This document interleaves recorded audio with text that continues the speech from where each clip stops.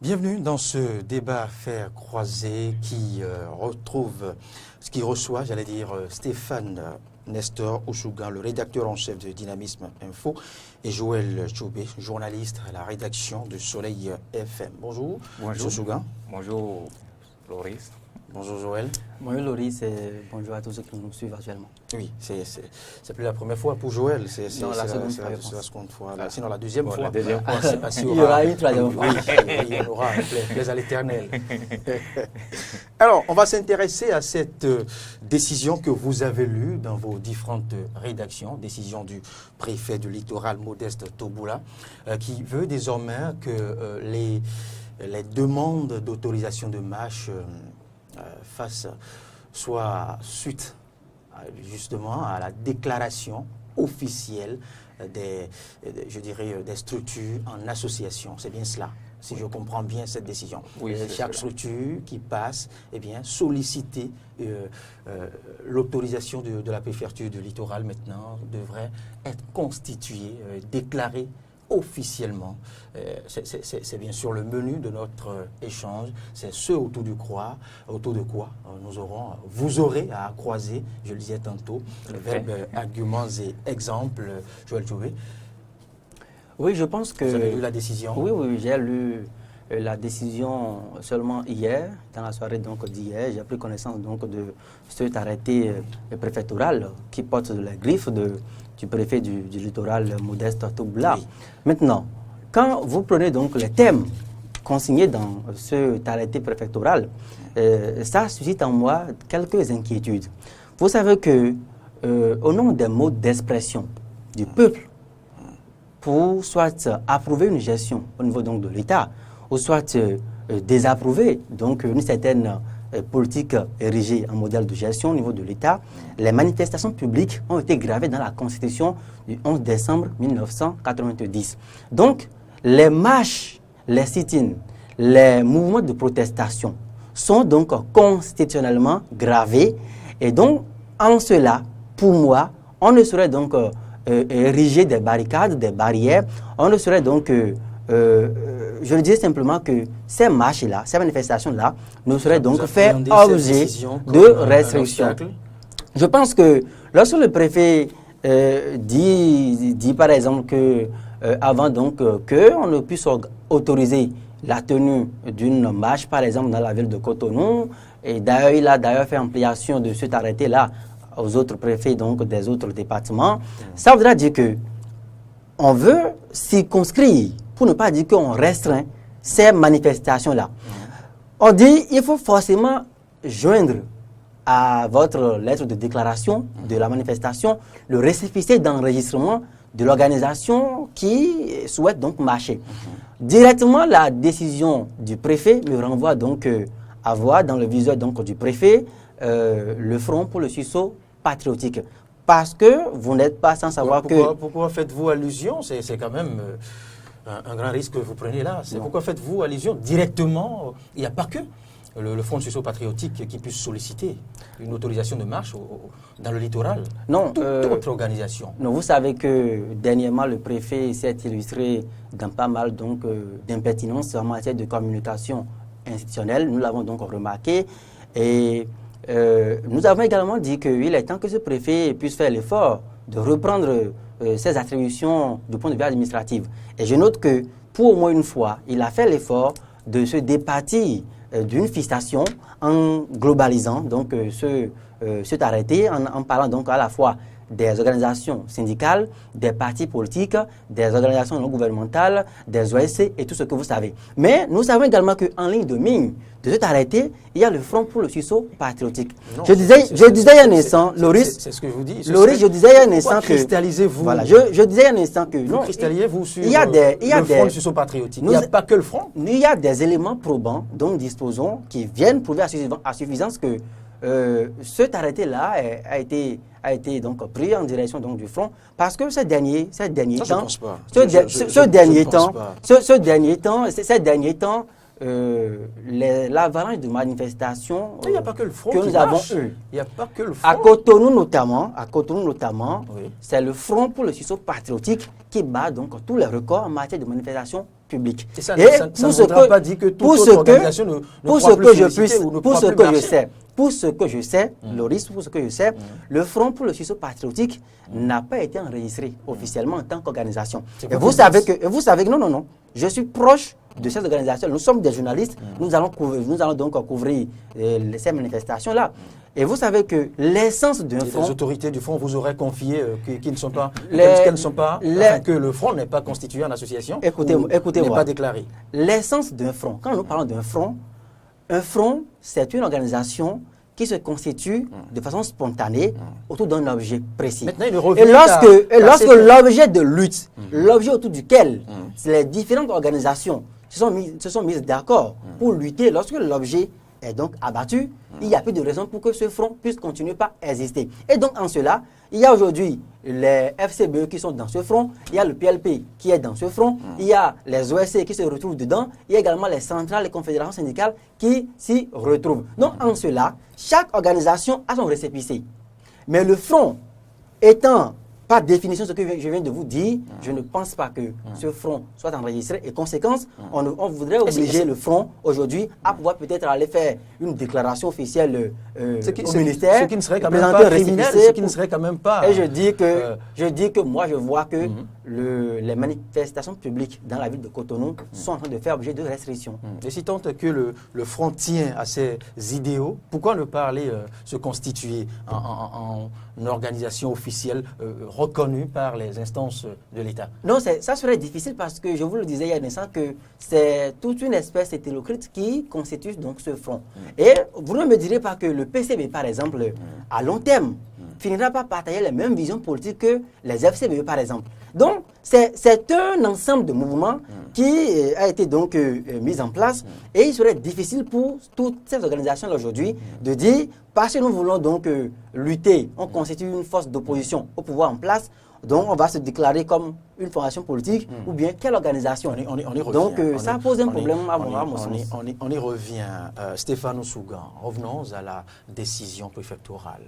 Comment Dynamisme Info l'appréhende? Oui, je pense qu'à notre rédaction, on a eu vent de ça. C'est au lendemain de la marche, ça se dirait marche matée ou bien marche empêchée du FSP. C'était le vendredi, je crois. C'était réuni dans le périmètre de la place Étoile Rouge, mais ils n'ont pas pu bouger de là parce que les forces de l'ordre ont ceinturé les manifestants et donc ça n'a pas eu lieu. Parce qu'il y a eu non-respect de l'itinéraire. C'est ce que l'autorité nous a fait comprendre. C'est ce qui a été dit. Justement, c'est pourquoi c'est l'autorité qui a parlé. Ça aurait été simple de respecter l'itinéraire et d'exprimer comme cela se doit leur mécontentement. Oui, je pense que nous sommes dans un état de droit, il faut respecter l'ordre établi. Mais quand l'ordre établi peut-être ne rentre pas... Oui, il faut respecter l'autorité de l'État, mais l'autorité de l'État doit travailler à faire respecter l'autorité de l'État. Vous me permettez la répétition. Je vous comprends, c'est nécessaire. Oui, revenant à l'arrêté préfectoral, moi je pense que c'est d'abord pas bien pour le préfet Toboula. Et quand on a observé avec lui un calme, une accalmie que je vois maintenant apparente, je m'étais dit intérieurement que sûrement que Modeste Toboula est encore au laboratoire pour nous ramener quelque chose. Et vraiment, je ne me suis pas trompé. On a vu qu'il a encore certifié quelque chose. Et bon, un arrêté. Bon, on est dans un état de date, donc il ne faut pas appeler un arrêté quelque chose et autre. Donc, c'est un arrêté préfectoral. Mais ce qui me dérange dans cette affaire, je pense que le préfet Toboula, puisqu'il a un pouvoir délégué, ce n'est pas un pouvoir décentralisé. Et donc, selon les tests en vigueur, il n'est pas, à mon avis, doté d'une personnalité juridique.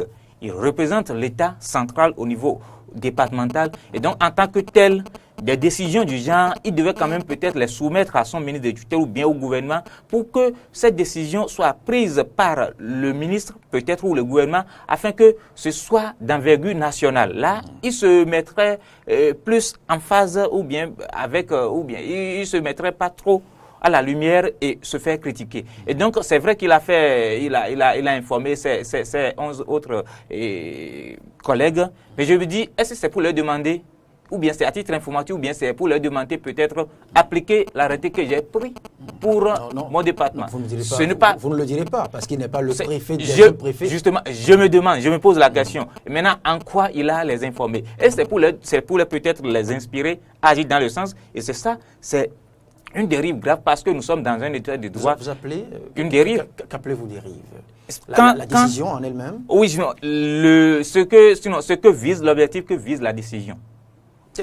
Restreindre la marche, forcément. Parce que quand on demande peut-être à des organisations de se constituer, les citoyens peuvent vous demander à marcher.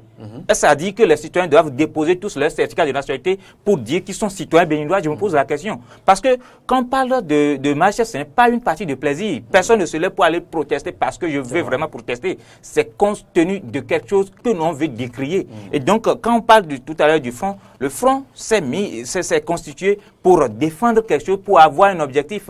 Et si ça atteint l'objectif, il y a lieu qui se disloque, que chacun retrouve sa liberté en tant qu'association. Et ce n'est pas évident qu'au sein du même front, ils vont partager tous les mêmes objectifs.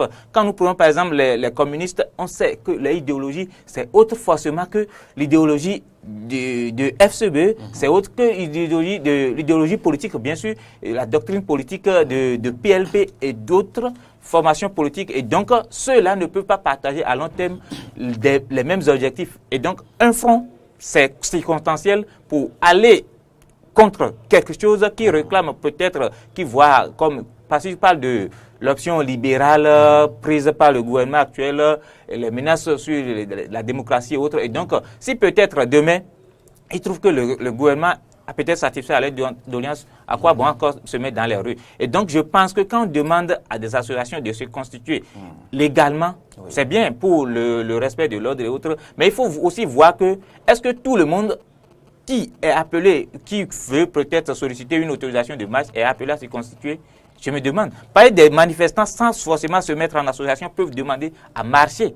Et dans ce cas, qu'est-ce qu'on va faire? Et donc, vous ne voyez pas que ça fait plus sérieux quand c'est sous l'égide d'une association, c'est sous le couvert d'une organisation reconnue officiellement que la marche est organisée? Oui, justement, quand c'est sous l'égide d'une association, on sait peut-être quand il y aura des dérives à qui s'en prendre ou bien avec qui parler. Voilà. Je suis d'accord. Mais on doit plutôt travailler à mettre en place les forces de sécurité de l'ordre pour qu'on suive les marches. Et je l'ai tout à l'heure dit. C'est ce qui a toujours été fait. Oui, justement. Il n'y a jamais eu de marche qui ne soit encadrée par les forces de l'ordre. Oui, bon. Quand c'est empêché, quand la marche n'a plus été encadrée.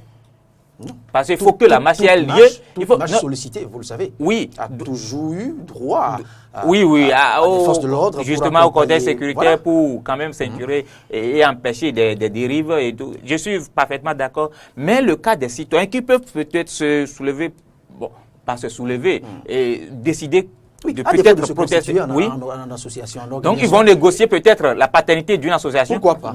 Et si cette association ne partageait pas leur point de vue. Pour les couvrir.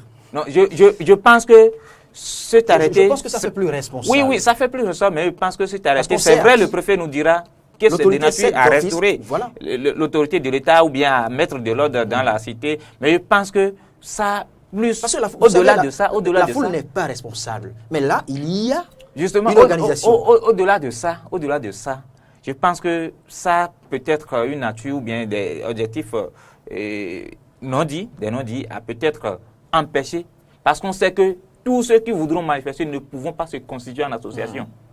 Et dans ce cas, qu'est-ce qu'on va faire? Et donc, il y a forcément une restriction de liberté. Et ça m'a beaucoup fait mal pour l'image de mon pays d'abord, et pour l'image de la démocratie du Bénin, que pendant que le chef de l'État...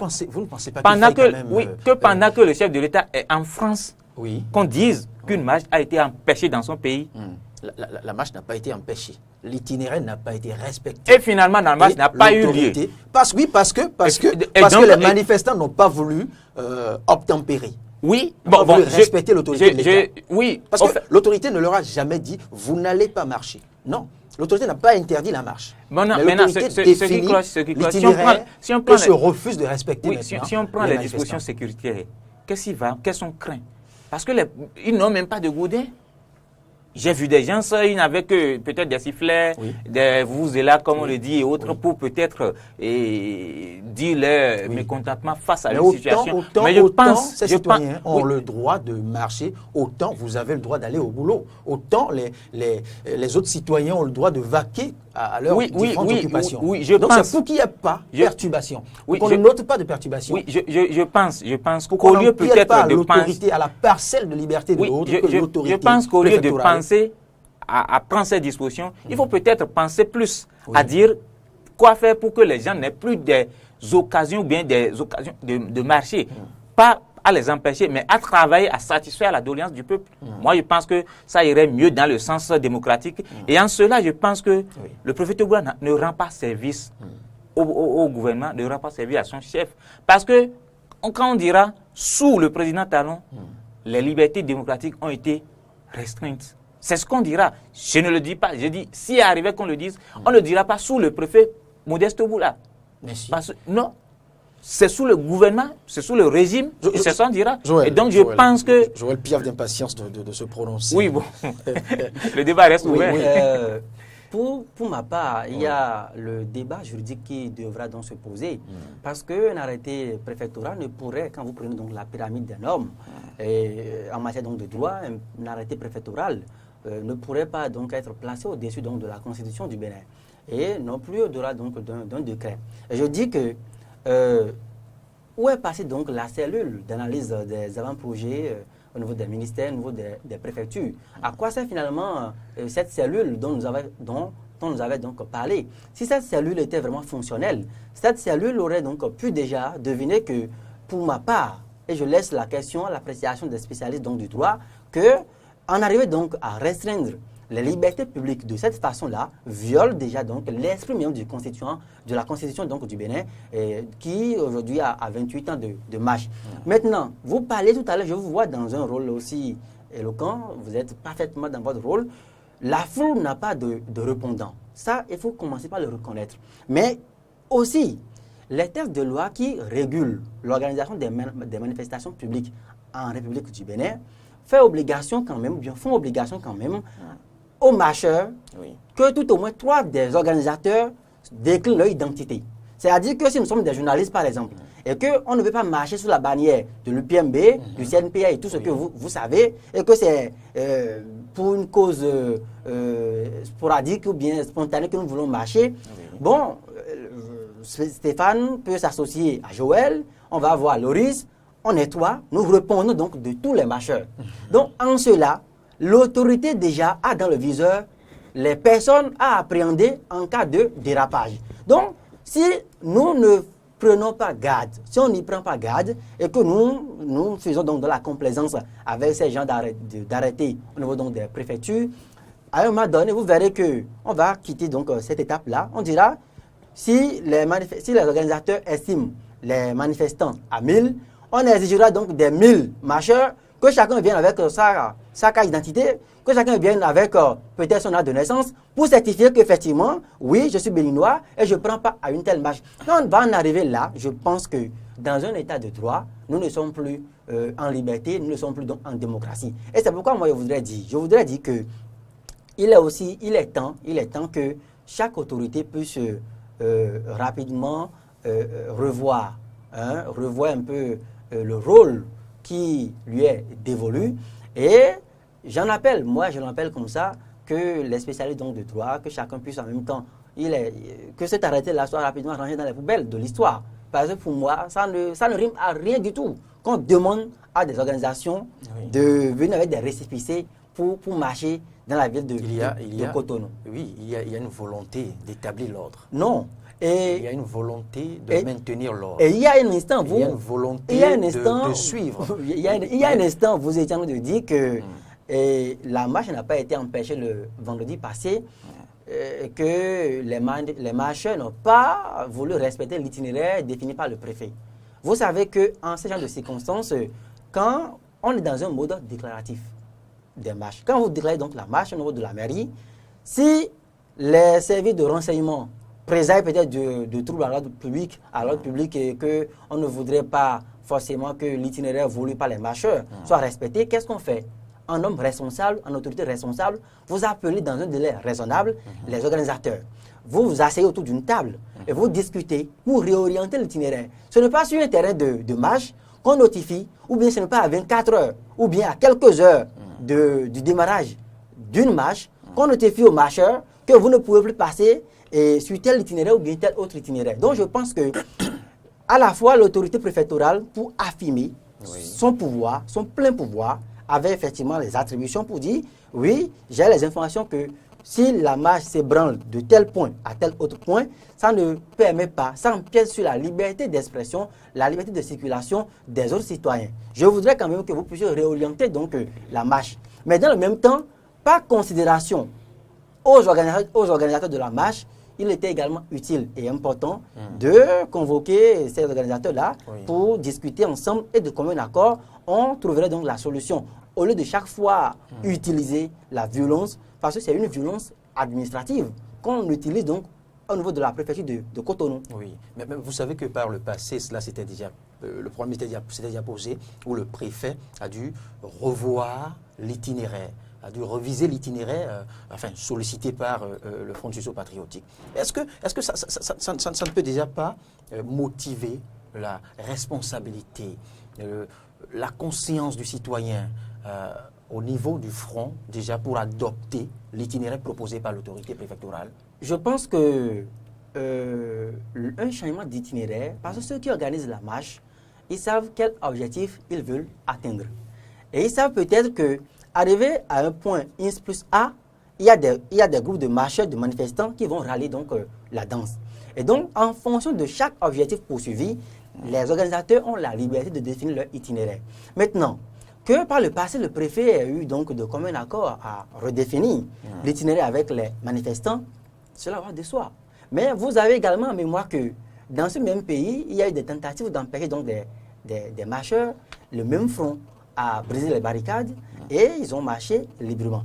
Mais je pense qu'au-delà des clivages, des récriminations, des critiques que nous pourrions faire, moi je voudrais que les autorités au niveau donc de l'État central puissent travailler à éduquer le Béninois à la citoyenneté au lieu donc de jeter en pâture tout le temps ces personnes-là. Parce que vous voyez ce qui s'est passé à Cotonou le vendredi passé, où sur les réseaux sociaux, dans les forats, on a distillé les images de violence, des scènes obscènes sur donc les réseaux sociaux.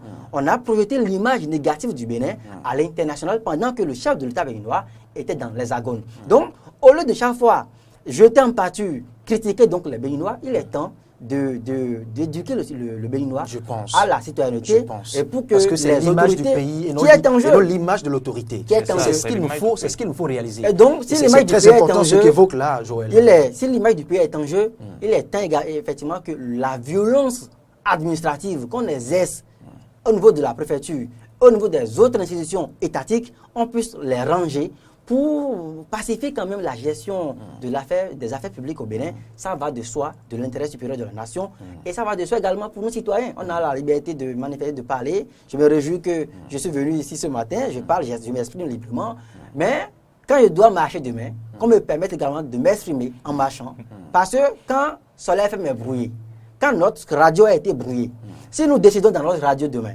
de marcher à Cotonou, pour dire nous ne sommes pas d'accord avec donc, la persistance de cette brouille-là qui s'opère sur nos fréquences. Si c'est Soleil FM, c'est une association, mais c'est une structure officielle. Non. Voilà, ce sera autorisé. Mais si demain, je vous convie à la marche de Soleil FM, je dis que nous voulons marcher, et qu'on vous demande, vous, Loris, pour dire, apportez votre carte d'identité avant que vous ne puissiez faire partie des marcheurs. Je vous dis que ce sont des étapes qu'il ne faut pas... Quand vous commencez par caresser le mal aujourd'hui, demain, attendez à voir le diable en personne. Stéphane Oussougan, oui. Je voudrais aussi qu'on en appelle au sens de citoyenneté du Béninois.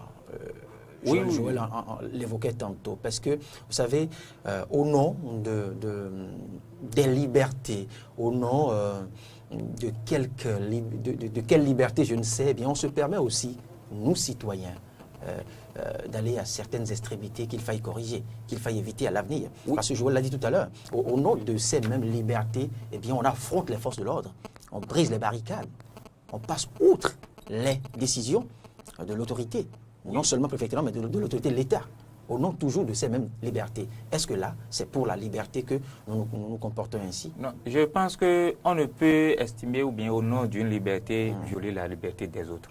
Ça devient de l'anarchie. Et donc le respect de l'ordre doit être vraiment restauré. Alors, sur ce point, je suis parfaitement clair. Il faut quand même qu'on demande aux gens de respecter la loi. Et c'est pourquoi je dis tout à l'heure, quand il arrive qu'on enregistre des casseurs, comme on les appelle souvent, ou bien des gens qui ont été hors, il faut que la police les interpelle pour qu'ils répondent de leur forfait. Et en cela, ce n'est pas que faire, ce n'est pas peut-être une restriction de liberté ou bien du droit à manifester ou autre. Il y a eu, la manifestation a été autorisée, mais au cours de ces manifestations, il y a eu des cas qui ont été enregistrés, des cas matériels orchestrés par des individus, du groupe, et donc on les interpelle. Ce n'est pour rien qu'on met à côté des manifestants les forces de l'ordre, c'est pour vérifier ces genres de choses. Et donc les responsables aussi qui se sont portés garants à répondre des faits et autres doivent quand même demander à ceux qui manifestent avec eux de quand même respecter l'itinéraire défini et tout, parce que au-delà de tout, quand nous revendiquons quelque chose, ce n'est pas pour casser. Non, ce n'est pas pour casser. C'est une expression d'opinion. C'est une expression. Ce qui est important, que l'autorité sache que telle chose a été dite, que les gens veulent telle chose. Et qu'il faut préciser qu'une marche de protestation, ce n'est pas du vandalisme. Justement, ce n'est pas une marche de casse. C'est vrai. Voilà. Et donc, il faut toujours à côté, je dirais même outre la bonne intention de ceux qui veulent marcher, il y a toujours des badauds. Justement, il y a qui profitent de cette situation. On le voit souvent sur le campus et on dit forcément que les étudiants sont des casseurs et autres. Non. J'ai suivi tout à l'heure dans votre bulletin d'information le président FNEB qui disait que les étudiants ne sont pas auteurs de violence et autres. Et je suis parfaitement d'accord avec eux. Parce qu'il y a des gens qui pénètrent les rangs et pour d'autres objectifs. Et donc la police doit chercher à détecter cela et on leur applique la rigueur de la loi. Mais cela ne doit quand même pas appeler jusqu'à prendre de ces arrêtés et autres. Et tout à l'heure, je vais parler de la cellule d'analyse des arrêtés et autres. Des projets d'arrêtés et autres. Je pense qu'il y a longtemps, on a su que cette cellule ne fonctionne pas parce que, vous vous rappelez, je crois que ça doit être le même FSP qui devait marcher, mais le préfet a demandé qu'il n'y aura pas marche. Et c'est le chef d'État lui-même. Depuis la direction de la communication, on l'a sonné pour dire de rapporter son arrêté. Je me demande, si l'arrêté était allé à la cellule, est-ce que le chef d'État aura besoin d'intervenir à l'instant là? Donc, à partir de ce moment, les gens ont commencé par dire, c'est sûr que la cellule ne fonctionne pas, la cellule ne prend pas connaissance de tous les arrêtés que font circuler les préfets, les ministres et autres. Mais je reviens sur l'arrêté. Je pense que ça va mettre en difficulté aussi la mairie de Cotonou parce que... Pourquoi? Oui, bon, la mairie ne fonctionne pas sous l'ordre du préfet. C'est vrai, c'est l'autorité du tutelle. Mais oui, mais c'est l'autorité de tutelle. Justement, c'est l'autorité du tutelle, mais ils ne sont pas. Ils ont leur autonomie. Ils sont dotés de la personnalité administrative d'autonomie financière. Ce n'est pas une relation de tutorat. Justement, ce n'est pas une relation de subordination. Voilà. Ce n'est pas une relation de subordination qui existe entre les deux. Et donc, peut-être quand le maire, par intérim, Isidore Nyolofou, je crois, va peut-être autoriser une marche. Je pense que le préfet va quand même le sonner et autres. Il y a longtemps que l'épisode est terminé parce que le maire par intérim, moi je le dis en toute responsabilité, le maire par intérim a fait allégeance à la préfecture. Et depuis que Liani n'est pas là... Vous avez la décision d'allégeance? Non mais... Écoutez seulement, quand le préfet était à la cérémonie d'investiture de ce préfet-là, de ce maire-là, et on a écouté, le préfet a dit, je souhaiterais qu'il y ait une bonne collaboration, que du matin, midi, à midi, au soir, qu'il soit appelé. Cette volonté d'appeler à l'harmonie entre la préfecture et la mairie devrait même cette harmonie dont vous parlez, nous avons vu comment le préfet, le maire de la ville de Cotonou se comporte depuis. Parce que, moi je comment se comporte-t-il? La mairie évolue comme cela. Ok, d'accord. Donc, les citoyens pourront donc apprécier. Vous aurez voulu que... Quelles sont les relations fonctionnelles entre la préfecture et la mairie de Cotonou? Vous aurez voulu que ce conflit ou que non, ce n'est pas un conflit. C'est pas une affaire entre la préfecture et la mairie. Moi, j'ai l'impression... Cela n'avance pas les choses. Moi, j'ai l'impression que il y a parmi les deux une autorité qui a été peut-être domestiquée.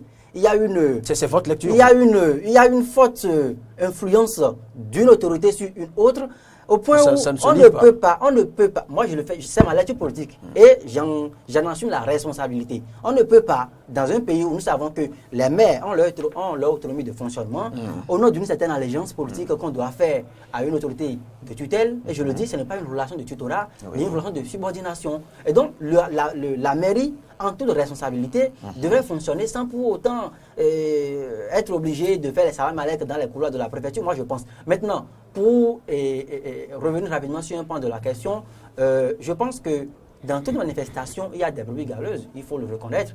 Les badauds dont vous parlez, ou les personnes qui auraient donc des esprits surchauffés et qui vont se donner, qui vont tomber dans la déviance comportementale.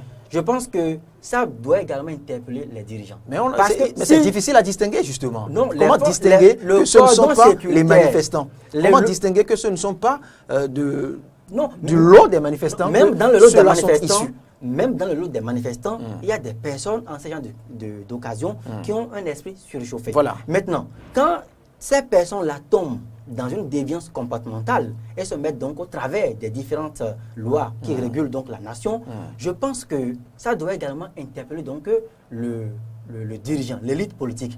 Parce que lorsque vous n'arrivez pas à donner, à permettre aux citoyens d'avoir donc, de satisfaire les besoins les plus élémentaires, les gens profitent forcément de ces genres de manifestations pour exprimer leur colère. Mais je le dis encore, ce n'est pas une occasion, pour se mettre au travers donc, des lois. Il faut appeler donc les Béninois à un esprit civique et à la citoyenneté. Le civisme surtout. Merci Joël Djoubé pour cette chute, je dirais. Alors, Stéphane Ousougan, ces échanges s'en vont finir. Oui, j'aurais voulu que nous abordions aussi la demande de restitution des biens, mais on n'a pas le temps, on n'a pas le temps. On pourra y revenir, on pourra consacrer une autre tribune, une autre édition des faits croisés à cela, bien évidemment, pour avoir le temps qu'il faut, pour ne pas faire du saupoudrage, parce qu'il y a aussi à dire sur ce point. Il y a beaucoup à dire. Il y a beaucoup à dire, parce qu'entre-temps, on a vu sur les forats un peu partout que la France a rejeté la demande et autres, mais il semble que la donne a sensiblement changé à l'issue, bien évidemment, de la visite du travail du chef de l'État, Patrice Athanase Guillaume Talon, à Paris. Oui, non, c'est avec l'ancien régime, avec François Hollande, que la demande, que les positions étaient vraiment tranchées sur la demande. Mais parce que on a suivi l'actuel. Oui, en novembre passé, quand la Marina de l'Élysée le dit. En novembre passé, quand il était à Ouagadougou, il a pris l'engagement de restituer à tous les pays africains leurs biens culturels. Voilà. Mais j'aime bien, il semble que ça a sensiblement changé. Parce qu'en toile de fond, le discours diplomatique que nous avons suivi à l'Élysée, qu'une équipe d'études sera envoyée au Bénin, l'a nommé c'est déjà un grand pas. C'est pourquoi je dis que c'est outre que je suis en phase avec vous pour dire que ça a sensiblement. Oui, justement. Il semble que c'est tout autre. C'est déjà bien mieux par rapport. En fait, on apprécie la réponse. Littéralement. Le fond, c'est autre chose. Quand on dit qu'on s'engage sur 5 ans, ce n'est pas que d'ici on comprend déjà que l'autorité adhère. Justement, c'est pas qu'on dit que d'ici juin, le Bénin aura tous ces... Et donc, ça peut... Et d'ici 5 ans, Macron ne serait plus président. Il aura fini son quinquennat. Et donc, je ne suis pas français. Il peut remplir. Je ne suis pas français. Merci à Stéphane Ousougan. Je rappelle que vous êtes rédacteur en chef du quotidien Dynamisme Info. Et Joël Djoubé, vous êtes journaliste à la rédaction de Soleil FM, la chaîne sœur.